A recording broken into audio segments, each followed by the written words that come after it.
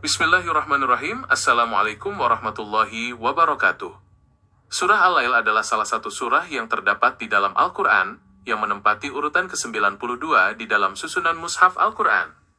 Kata Al-Lail yang menjadi nama bagi surah ini diambil dari ayat pertama yang terdapat di dalamnya, yang secara harfiah memiliki arti malam.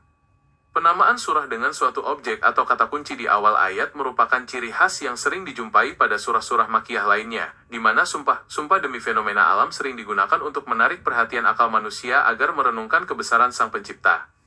Surah Al-Lail tergolong sebagai surah Makkiyah, karena diturunkan kepada Nabi Muhammad SAW di kota Mekkah, yakni sebelum Nabi Muhammad SAW melakukan hijrah ke Madinah. Secara keseluruhan, jumlah ayat yang terdapat di dalam surah Al-Lail adalah 21 ayat.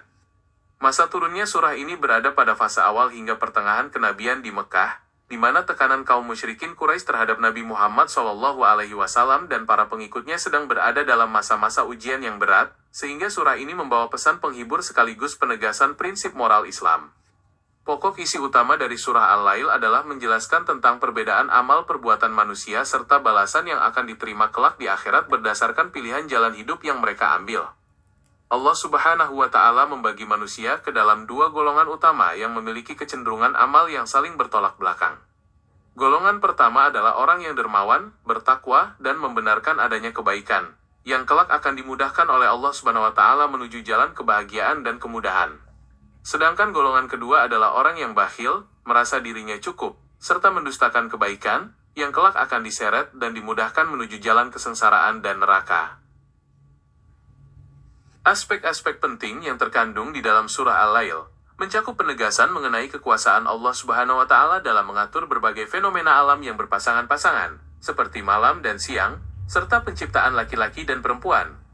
Selain itu, surah ini juga menegaskan bahwa segala usaha manusia di muka bumi ini memiliki ragam tujuan yang berbeda-beda, sehingga balasan yang diberikan oleh Allah Subhanahu wa Ta'ala akan sangat adil sesuai dengan apa yang telah mereka usahakan.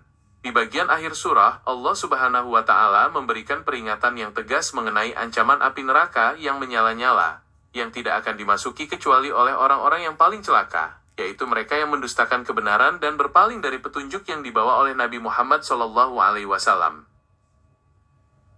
Perlu dipahami bersama, bahwa uraian di atas tentulah tidak seluas, sedalam, dan selengkap makna hakiki yang terkandung di dalam samudra Al-Quran, melainkan hanyalah secuil sekelumit pengantar untuk menggugah kecintaan kita terhadap kalam ilahi.